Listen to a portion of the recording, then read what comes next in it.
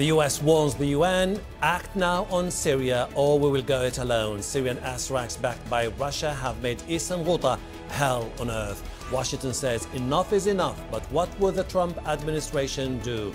This is Inside Story.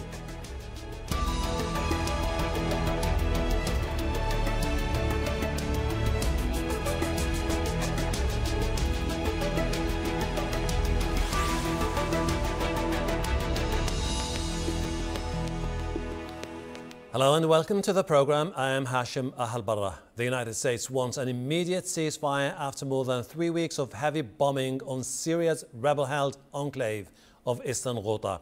And it wants the backing of the United Nations Security Council. If it doesn't get that, the US says it's prepared to take its own action. And that could draw it further into a war that also involves Russia and Iran. So who can enforce a new ceasefire, and could Washington go it alone? We'll speak to our panel in a moment, but first, here's Kristen Salumi's report from the UN. Syria is bleeding inside and out. 2 weeks after agreeing to a ceasefire, the Security Council learned their words were having little effect for civilians on the ground in Syria. In Eastern Ghouta alone, according to the UN, more than 1,000 have died in recent weeks amid continued shelling. The United States said it was prepared to offer a second resolution calling for an immediate end to all military action in Eastern Ghouta and Damascus City. Ambassador Nikki Haley backed her words with a threat. We support the United Nations political process that seeks to end the war in Syria. But we also warn any nation that is determined to impose its will through chemical attacks and inhuman suffering, most especially the outlaw Syrian regime. The United States remains prepared to act if we must. In the last year, as Haley reminded everyone, the U.S. bombed an airfield in Syria believed to be associated with a chemical attack. Syria's ally, the Russians, questioned the UN source of information, saying Syria continues to act within its rights. The counter-terrorism operation, which has continued by the Syrian military, is not in contradiction with Resolution 2401. The government of Syria has every right to try and remove the threat to the safety of its citizens. The ceasefire resolution proposed by the United States would take effect immediately, with no exceptions for groups on the UN's terrorist list. But it would require Russian support to pass, highlighting yet again the limits of what a divided Security Council can do for the people of Syria. Kristen Salumi, Al Jazeera, the United Nations. Russia has warned the US of very serious consequences if there's a new US strike on Syria. Foreign Minister Sergei Lavrov said it's one thing to irresponsibly exploit the microphone in the UN Security Council, and it's another thing when both the Russian and American militaries have communication channels, and it's clearly stated via these channels what can be done and what must not be done. Let's take a look at what's been happening inside the Damascus suburb. Eastern Ghouta has been under siege since 2013 and is the last rebel stronghold near the capital. Almost 1,100 civilians have been killed in Russian-backed Syrian government attacks in the last 3 weeks, including hundreds of women and children. At least 400,000 residents are trapped inside the enclave, with more than 1,000 people in urgent need of medical evacuation. Let's go now to our guests. Joining us in Moscow, Vyacheeslav Matuzov, a former Russian diplomat who has served in the Middle East and the US. In London, Chris Doyle, Director of the Council for Arab-British Understanding, and in Muscat, Oman, via Skype, Hassan Yari, Professor of International Relations and Security Issues at Sultan Qaboos University. Welcome to you all. Let me start by asking Mr. Matuzov this. Why do you think all the parties are not able to agree on a ceasefire that can be implemented by all the parties? Well, I think that the Russian position is absolutely clear and hard. If you listen to Mr. Putin last application to applying to Russian audience and to the world, he concentrated his attention on military aspects of Russian foreign policy. I think that previously the United States had a very good information from inside Russian ruling circles, inside Russian government, military, and intelligence circles, that Russia will not go ahead when America will make initiative for giving a blow to Syrian army and some Russian specialists. Mm-hmm. Today, I think it is obviously that Russia changed its mind. And I'm sure that Americans are very closely watching the situation inside Russia, inside the Russian government, inside Kremlin. And I think that now it was very serious react from Russian side will be if the United States go ahead with the previous conclusions. Mr. Doyle, do you think I see your point. Let me go to Mr. Doyle. Mr. Doyle, do you think the Americans will go ahead with their threats and carry out a military intervention inside Syria? That's very hard to tell. I think it depends, and the big question is, what is actually the American intent here? Because if it is about trying to help the 400,000 Syrians in Ghouta who have suffered so much, and let's not forget that, I mean, areas of Ghouta have been under siege since November 2013. This area was hit by chemical weapons attack in that year as well. If it is all about that, then any intervention really is almost certainly too late. And in many ways, there is an argument to say that the people of East Ghouta are being used as a pawn in tensions between Russia and the United States. So exactly what will the Americans try to do? Is it about punishing the regime for what has happened, the use of chemical weapons, the reported use of chlorine, amongst other things in this area? Or is it to try to weaken the regime's hold, its military capabilities? This is very unclear. And their risks are huge, of course, that it actually could escalate into clashes, direct clashes between American and Russian forces, both of which, by the way, are, of course, present in Syria. But ultimately, the people in Eastern Ghouta has to be the focus of whatever happens now, because it is they who are suffering. It is they who are living in basements. It is they who don't have any food and medication. They who have actually been denied vital surgical equipment. And indeed, of course, the evacuation of people who are desperately in need of vital surgery.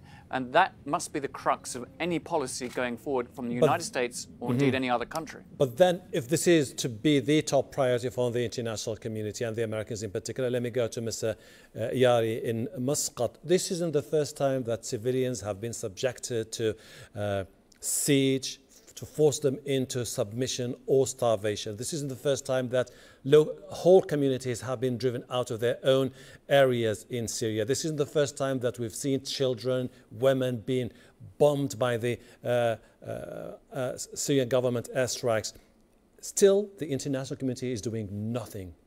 The international community, we have to understand what is it really. When we talk about the international community in this context, basically we are talking about the Security Council, UN Security Council, where the 5 big countries have veto power.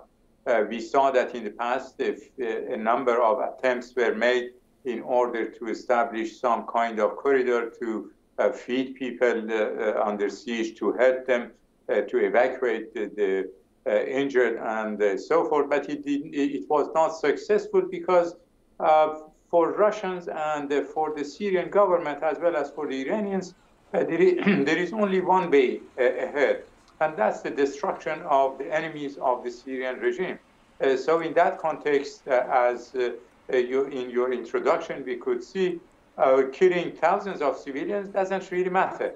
So international community or UN in this sense is absolutely incapable to do whatever is needed to be done, because the great powers, they are confronting each other, and the Syrian people, they pay the price. So unless the Americans and Russians come to their sense that the priority should be something else and not positioning themselves for the future of the region, we will see the continuation of this situation. We saw ceasefires in the past. None of them were respected because ceasefires are, I believe, a kind of PR by the Russians and by the Syrian government in order to say that they are doing something. And immediately after accepting the ceasefire, they continue the bombardment. So international community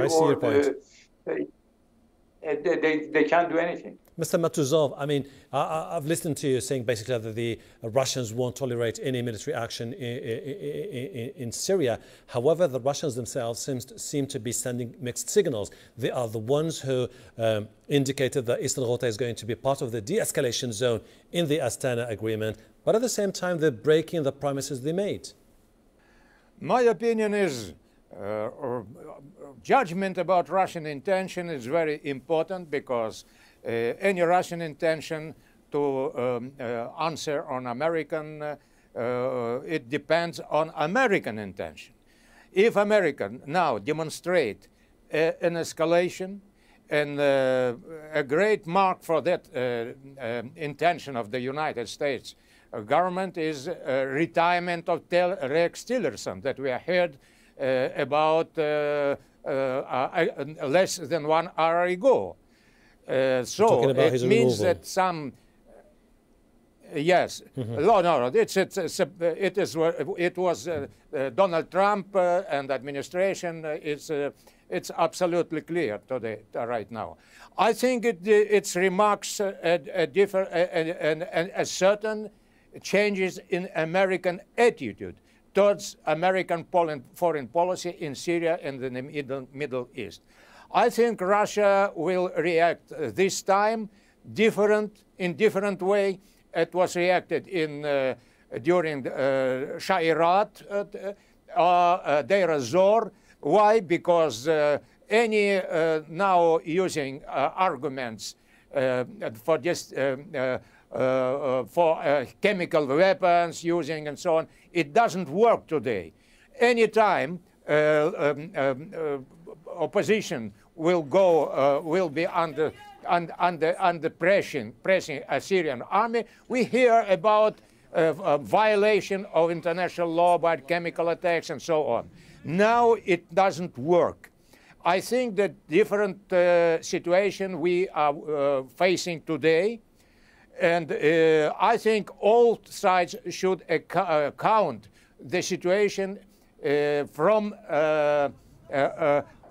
current events, not that was previous. But the way you talk, I think that current events... With all my respect, Mr. Matuzov, the way you talk, you give me the impression that the thousands of civilians who have been killed, those who have been bombed, those who are seeking refuge, those who have absolutely nowhere to go, are not taking it into consideration in your own calculations. This story is more now about the people of Syria. Well, I think that accusations are based on wrong information of what is going on the ground. It's different view. If the United States want to see some arguments to begin violation and interference, it finds it very easily. Okay. We watch and saw quite a lot of times and fabrication of many other arguments that are not working today.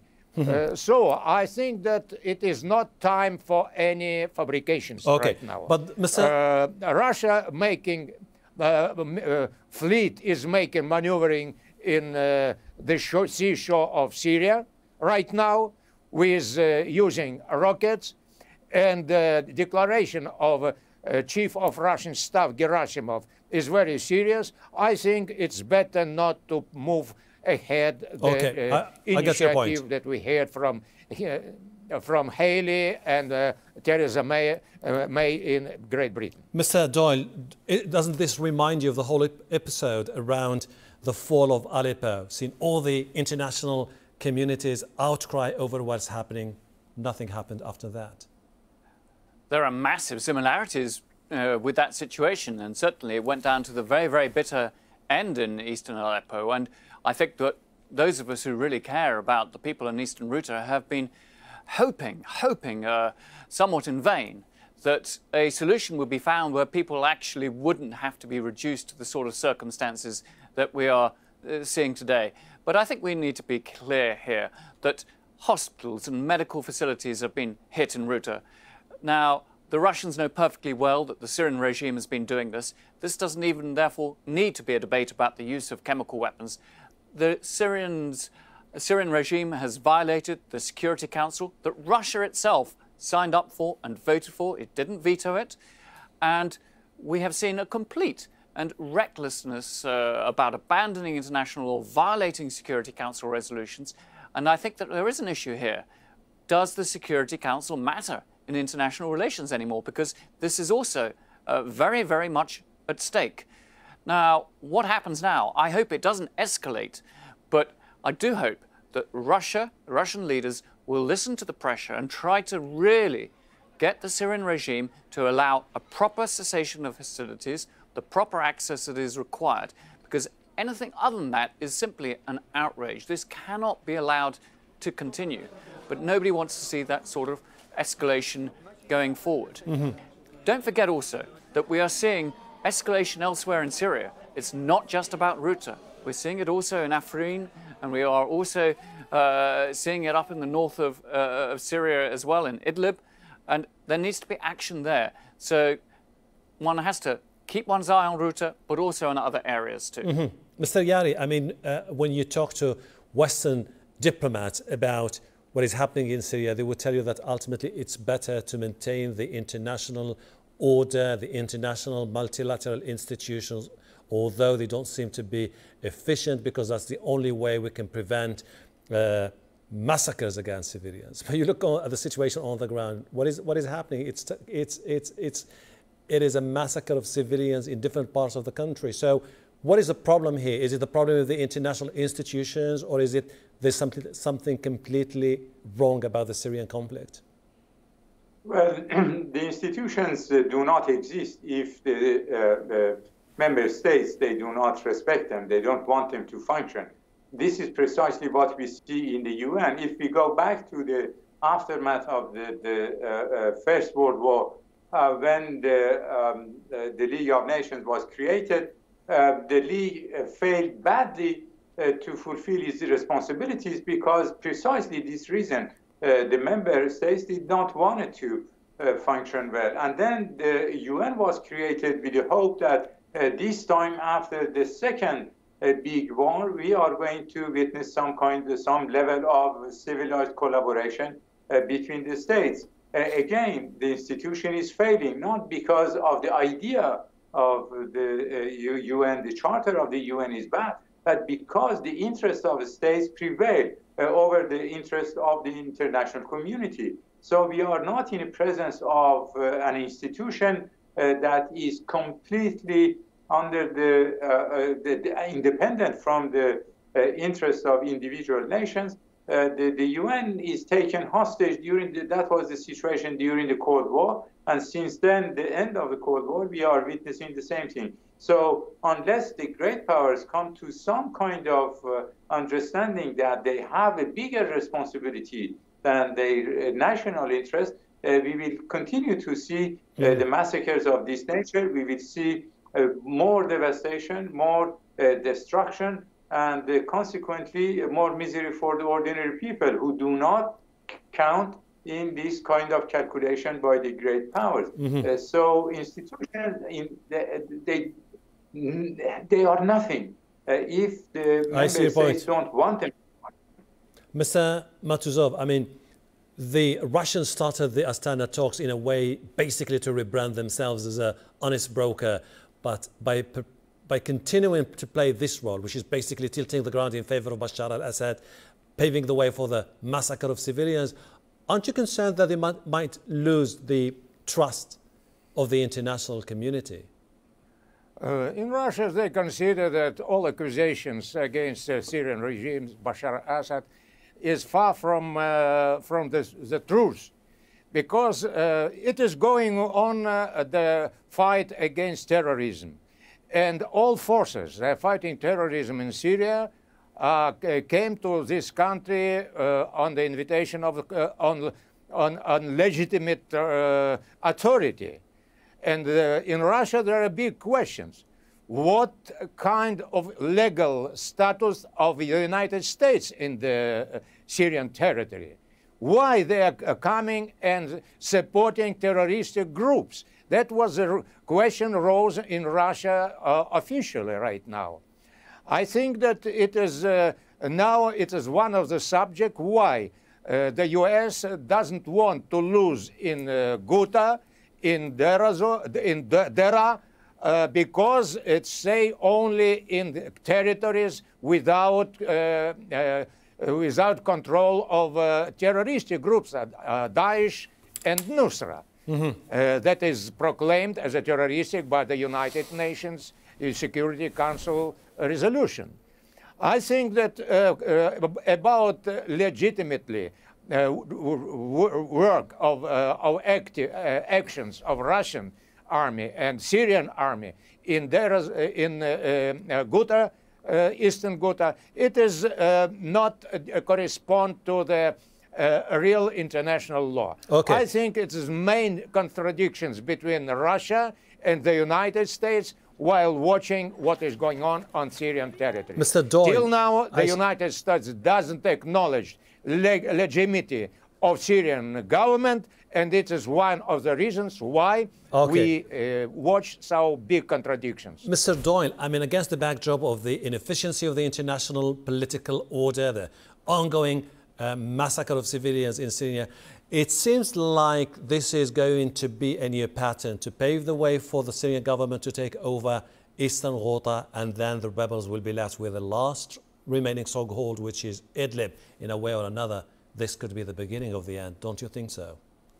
I think the Syrian regime is certainly going to prevail in Ghouta, and I would disagree with your previous speaker. I don't think the United States really cares that much about the fate of Ghouta at all, because if it did, we would have seen a considerably much greater diplomatic and other actions beforehand. I think that actually the Trump administration largely has accepted that ultimately the Syrian regime is likely to prevail against other Syrians, but it has other issues within Syria. Primarily it was the issue of Daesh, IS, but also the Iranian presence in Syria as well. So I think one should be careful of assuming that this newfound concern for Ghouta is really genuine in any way. It just doesn't fit with what we are seeing. And indeed, there's an element here that the United States may be just merely embarrassed by the illegitimate actions of the Russian military. I see your point. That it's gone too far and is trying to make sure that not using chemical weapons and certainly not bombing hospitals is the way forward. If the United States really cared, it would have done something different. I see your point. Mr. Yari, this is going to be my last question. Do you think that diplomacy still can step in and put an end to the situation in Syria? I don't believe so. Diplomacy can work if belligerents they agree to use it. Mediation is not working. It's absolutely clear, and we will see that in the near future, that what Russians and Iranians and the Syrian government wants really to clean up the Syrian territory from all elements who question the legitimacy of an illegitimate government. The gentleman from Moscow is talking about the legitimate government in Damascus. I don't know where that concept comes from. So what we are going to see heavier bombardments on the different places under the control of the rebels, and consequently an end to this situation. But again, the most important question is what would be the picture the day after the victory of Russians, Iranians, and Syrians in that country. We will leave it there. Unfortunately, we're running out of time. Thank you very much indeed, Mr. Hassan Yari, Mr. Vyacheeslav Matuzov, and Mr. Chris Doyle. Thank you very much indeed for your contribution to the program. And thank you too for watching. You can see the program again anytime by visiting our website, aljazeera.com. For further discussion, go to our Facebook page. That's facebook.com/AJ Inside Story. You can also join the conversation on Twitter. Our handle is @AJ Inside Story. From me, Hashem Ahelbarra, and the whole team here. Bye for now.